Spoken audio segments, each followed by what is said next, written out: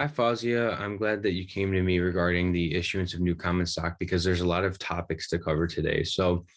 First, you're going to need to determine how many authorized shares the corporation has. It's going to be in the charter documents, but basically, this is just a maximum amount of shares that the corporation is allowed to issue. So, you need to make sure you're not going over this amount when you issue these additional shares of common stock. There's also going to be a par value associated with this, which is just the minimum amount that you're allowed to charge for these shares. However, in a lot of cases, it's just a nominal amount, and a lot of states like Delaware don't even require a par value to be associated with a share of stock. So likely it's not going to be an issue, but nevertheless, you should just double check to make sure.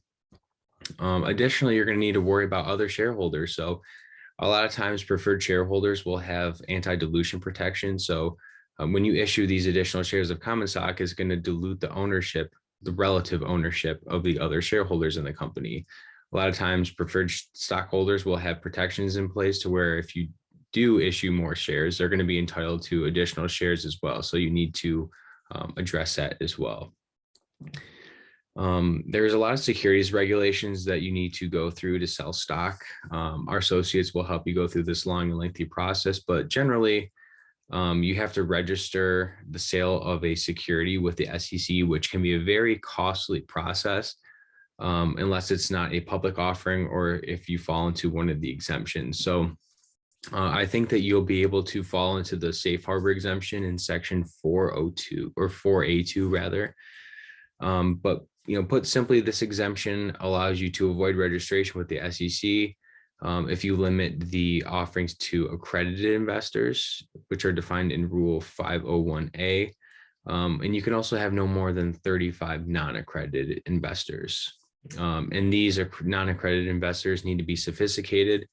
And put simply, this means they have knowledge and experience in financial matters of evaluating the merits and risk of this particular investment, either in their own right or with the aid of a purchaser representative. So I know that you're going to be offering this common stock to wealthy families and also possibly to your employees. So likely with these families, it's not going to be an issue. It sounds like they're accredited investors. They're wealthy. Sounds like they're well established in the investment world. So this likely won't be a problem. However, you may run into problems with your employees if you offer this stock to them. However, if you have less than 35 and you do everything to make sure that they're sophisticated, you likely will be okay. Regardless, if you do end up making this offering to the investors, the wealthy family investors, but also want to do it with your employees, it may be well worth it to register and sell it to your employees because it's going to make them have a financial stake in the success of your company. And they're going to be invested with the company as well. So they're going to do everything they can to make sure that it's a successful company. In